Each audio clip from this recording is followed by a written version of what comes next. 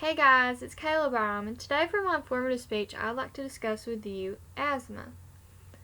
Now, there are numerous health conditions that can affect the human body, but today I would like to focus on one that particularly affects the lungs.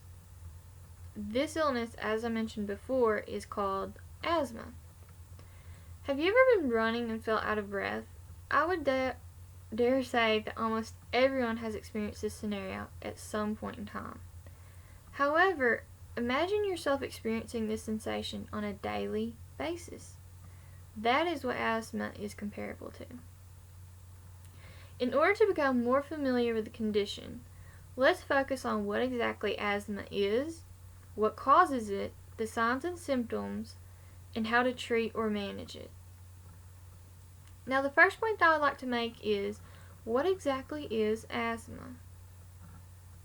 Asthma is a chronic lung disease that affects airways.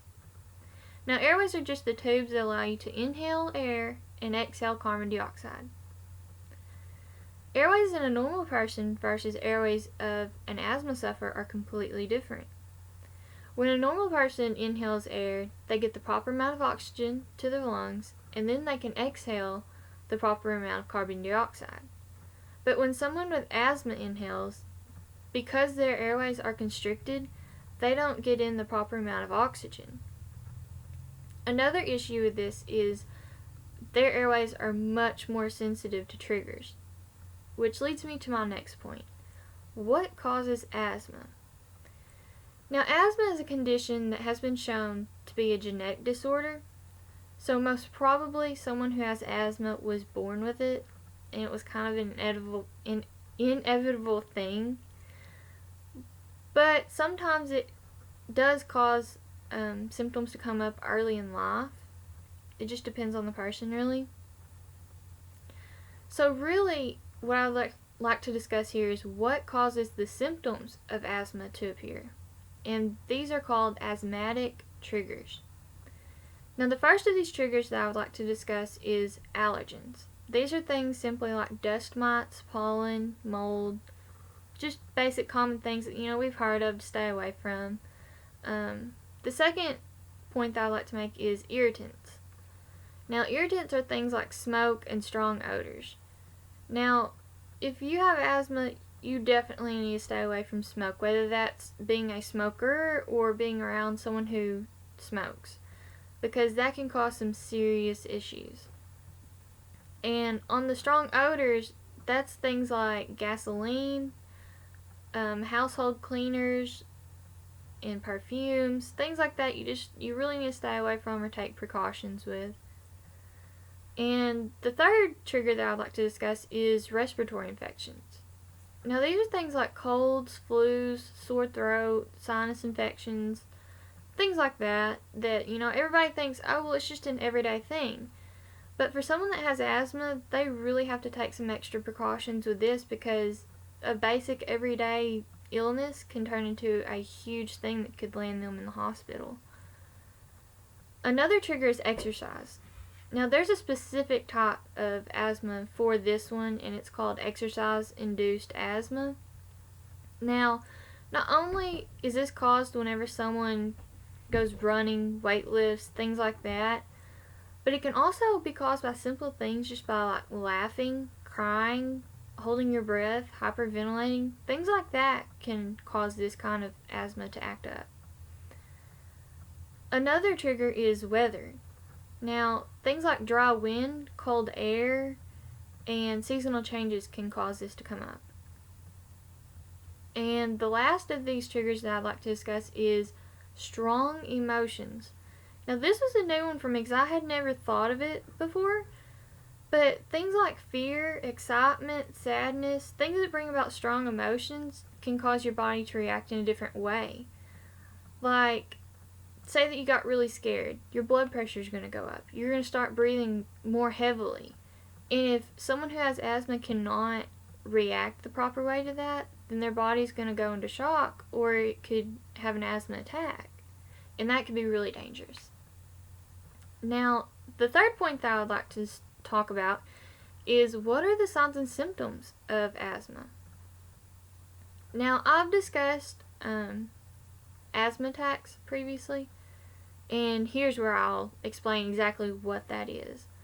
Now, basic signs and symptoms of asthma are things like frequent coughing, less energy, rapid or shallow breathing, chest tightness, wheezing, retractions, shortness of breath or loss of breath, tightened neck and chest muscles, or feelings of weakness or tiredness. Now, those are just the basic common symptoms. Like, you can experience these from time to time, but it's not like a huge issue. And that's another point that I like to make is cases of asthma can vary in severity. Some people might have mild cases where they only experience symptoms of it maybe once every few months, and they barely even notice that they have it, really. Or it can range all the way into severe asthma, where they can experience that on a day-to-day basis, and they can require lots of treatment, which I'll get to later. And the third thing I would like to discuss is asthma attacks. Now, an asthma attack has symptoms of just regular asthma, except it's multiplied by about 10 times. And this is whenever the airways tighten, swell up, or fill with mucus. And all of these things can cause a bad situation to turn to a worse situation, which could land you into a hospital or require medical attendance quickly. And this leads me to my final point that I'd like to make is treatment. Now, there are many different types of treatment, but there are three main types. The first of these are anti-inflammatory drugs. Now, these are long-term inhalers that you can take, and what this does is it causes the muscles around the airways to relax so that they're not causing that tightness. Now, the second one that I'd like to discuss are bronchodilators.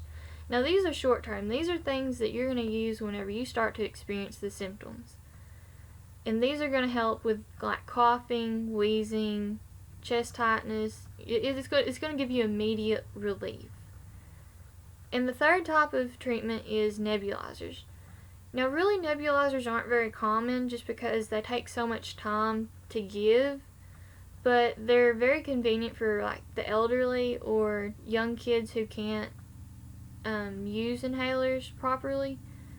And what a nebulizer does is it's like a breathing treatment, except it has a liquid form of medication and it kind of like vaporizes it into an air form, and you breathe it in through a mask. So, I mean, it's not very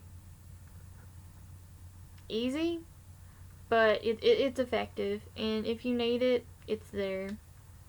But, in conclusion, asthma is a serious health condition that can wreak havoc on a sufferer's lungs. Although the illness can be instigated from a multitude of different factors, there's treatment available. Cases of asthma can range anywhere from mild to severe, and with nearly 25 million sufferers in the U.S. alone, chances are that you or somebody that you know suffer from asthma. Thanks, guys, for watching.